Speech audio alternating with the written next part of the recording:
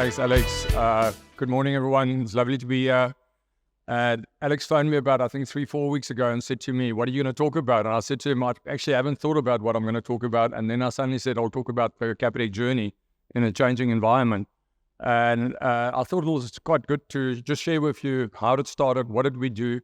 And then just going through memory lane, I looked at the last couple of years and say, what was defining moments that really changed the company that I think I'll share with yourself, because we don't share these stories often. It's not, I think it's the first time as a CEO, and yeah, I'm 10 years CEO. It's the first time actually in public that I'm actually talking about Capitec. Normally I just talk to shareholders and I talk to our own staff.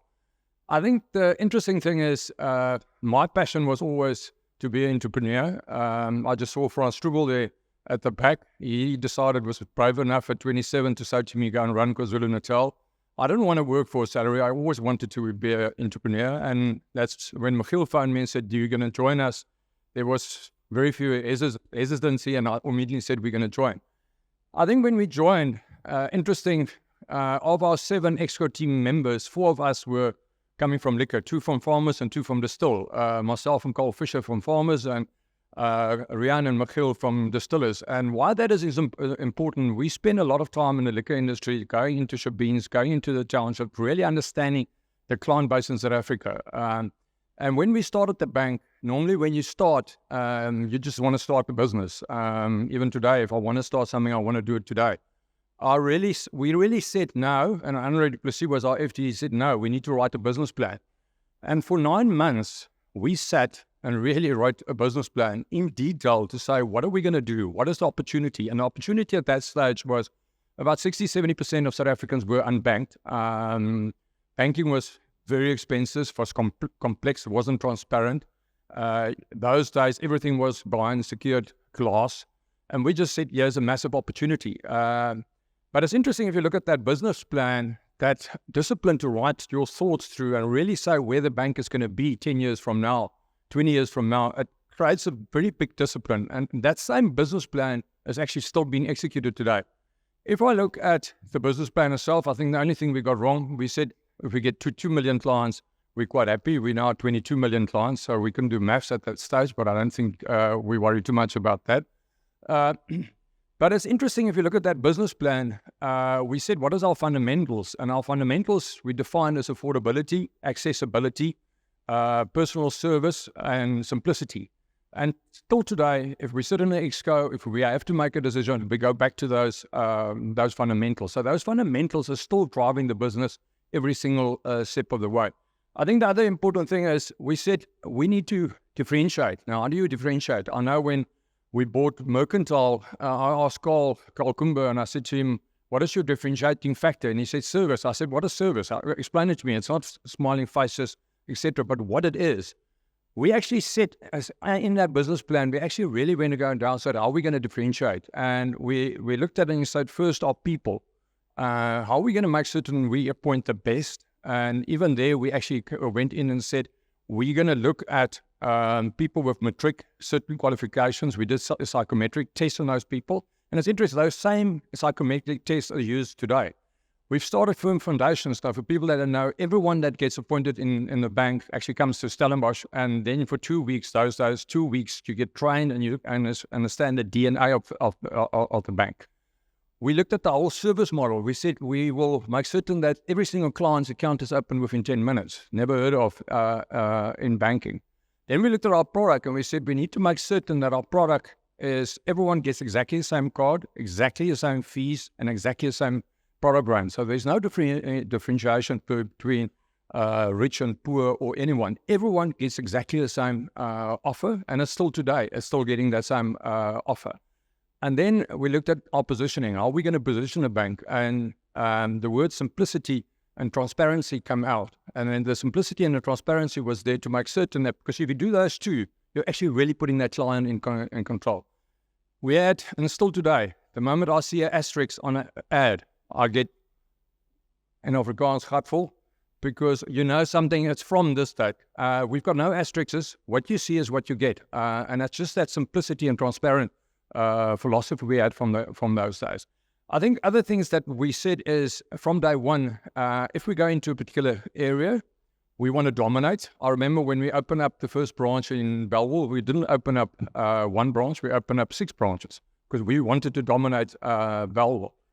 The other big important thing, and still today is probably the most important thing, is to say you focus. So we really believe you need to get a majority shareholding. You need to get to a 20-30% shareholding before market share, before you actually take on a new product.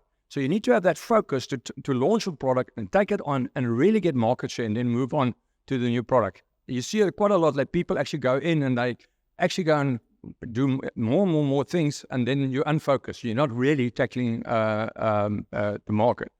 I think the other very important one for us was, are you prepared to disrupt yourself? And that's quite an interesting question.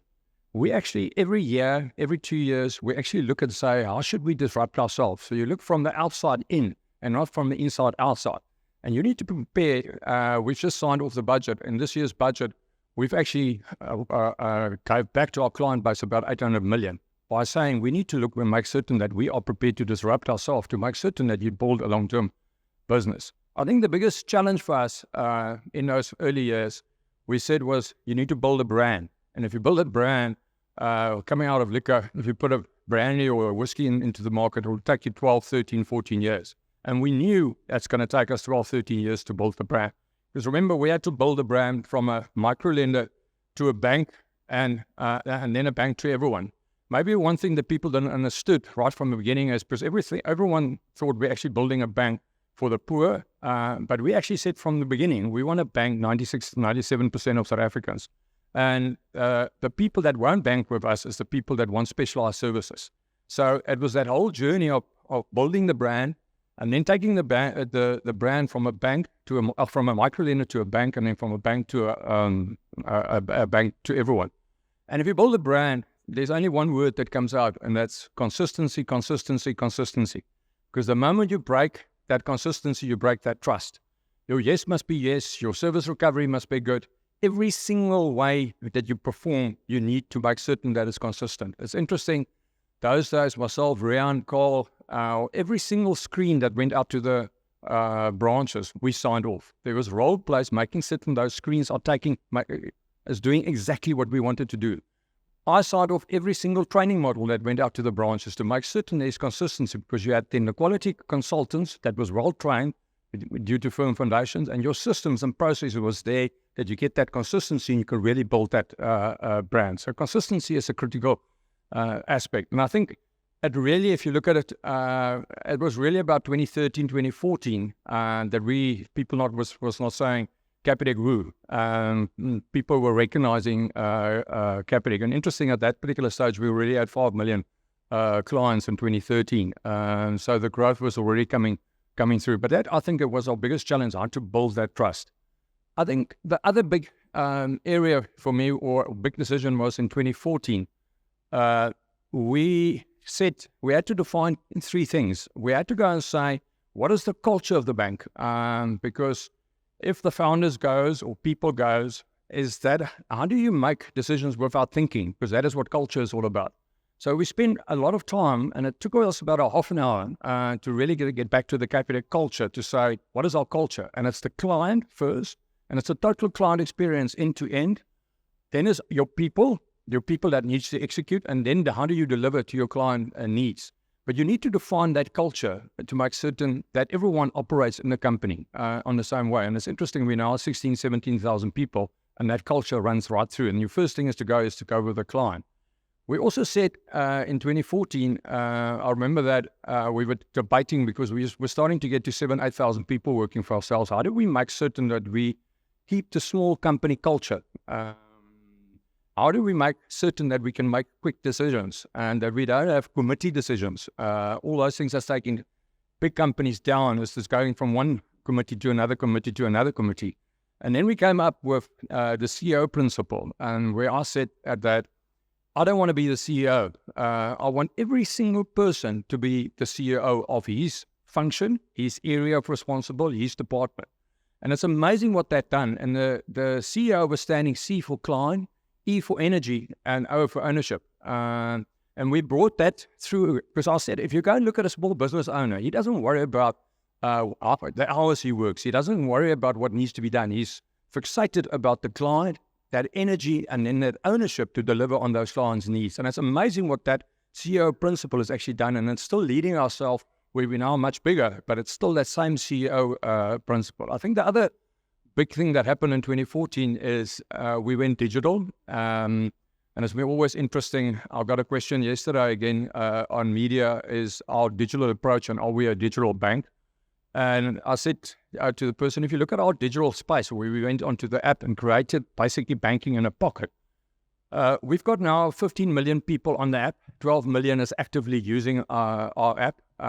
We're spending about 300 to 400 million a year on inventions and making that app quicker, faster, and bringing in new products into that app. In the last 10 years, we spent about 1.5 billion on the app. But it's quite interesting. If you look at what the app has done, that app is currently running at about 2,000 transactions per second, and we'll go up peak periods to about 12,000 transactions per second. And for last year, we did 1.3 trillion transactions on the app. But that's the important from digital. I think then I'm getting the question always is, why do you still have branches? And I think if you look at our branches, we still got 850 branches, and it's interesting, we're going to open up another 20, 30 branches this year. And it's the branch for me is that personal contact with the client, that ability to sell to the client, that ability to sell the product to the client. If I look at 2014, we have 45 million clients in our branches for that particular year.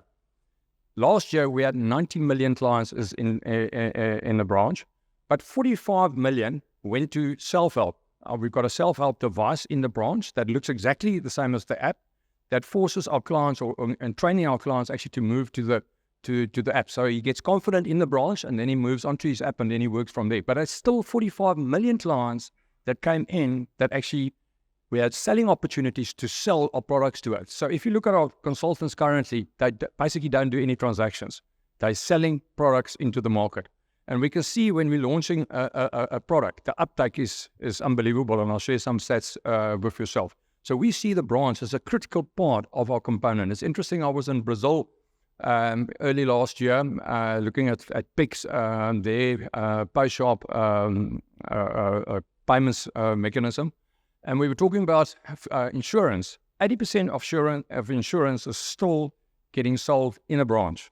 20% is on app. The app is about 30% cheaper than in branch, but that person wants that personal interaction. So it's a critical part for us. How do you take the app and how do you take the branch and how do you combine that? I think a very other important point for us was in 2019. That's where we were fixated about building everything ourselves. Our core banking system was owned by India, TCS. We actually bought it out in 2015 so that we can own it and we can control it. Because we believed we need to build everything ourselves.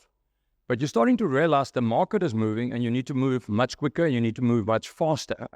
You're sitting with this massive amount. We've got over 2,000 people in our IT division. How do you move these people? How do you get the mobility going? And then we made a very, I still remember, Wim de Bruin is our IT head, and I said to him, we've got legacy systems. And we were quite proud that we actually started the bank new. We were on Windows-based, and we've got no legacy systems. And I said to him, we've got legacy systems. And if somebody says to you he hasn't got legacy systems, he's got.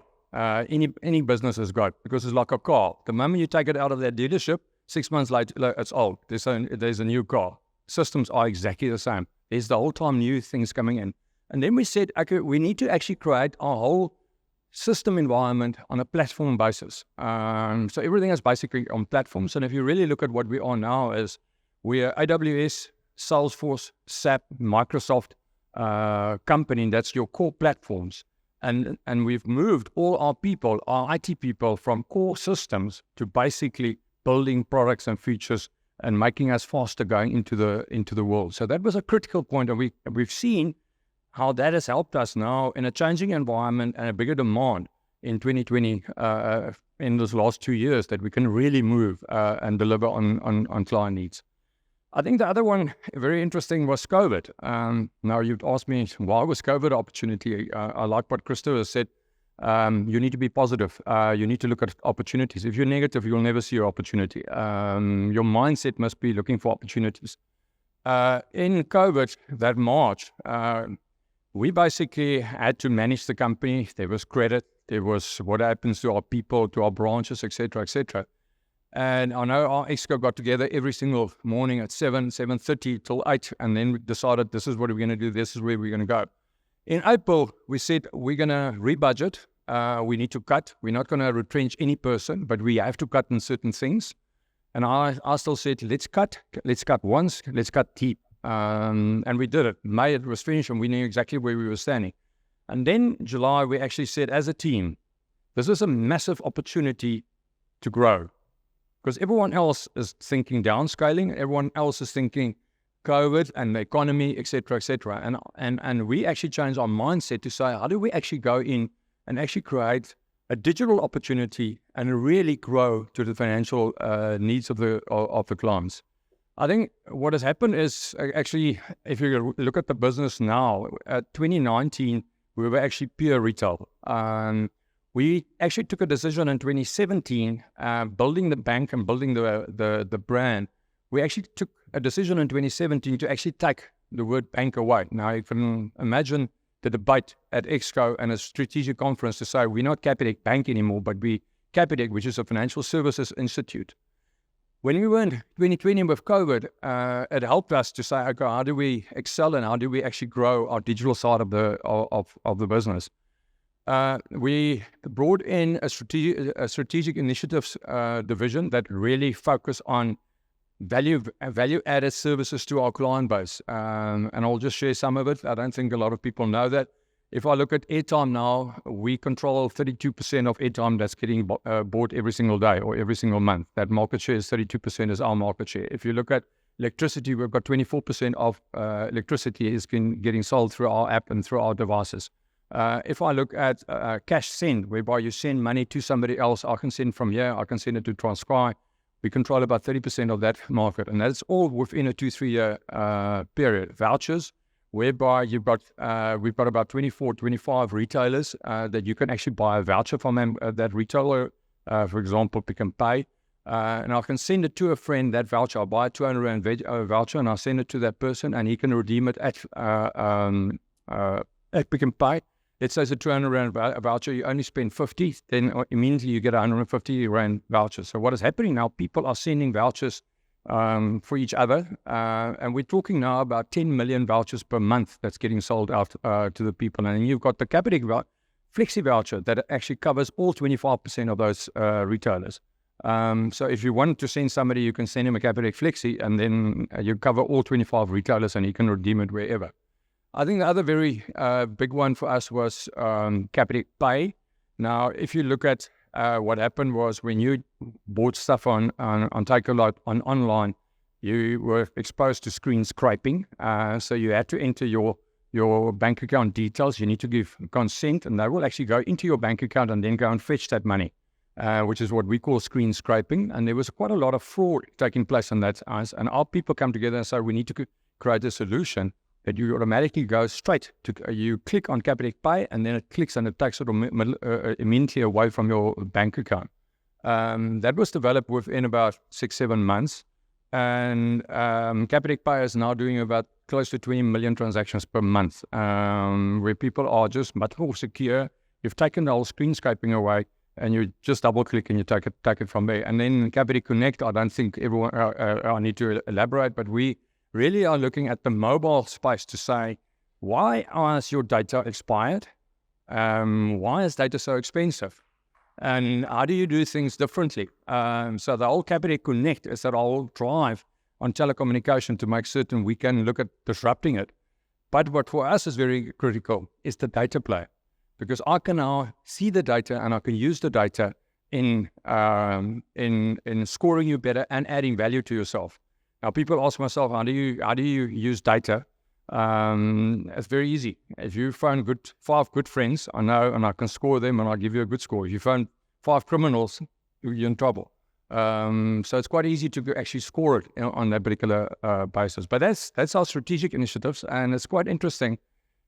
50% of what I'm talking about wasn't there 18 months ago. Our results is coming out in April, but the products I'm talking about now has added R1 billion in net profit to our bottom line.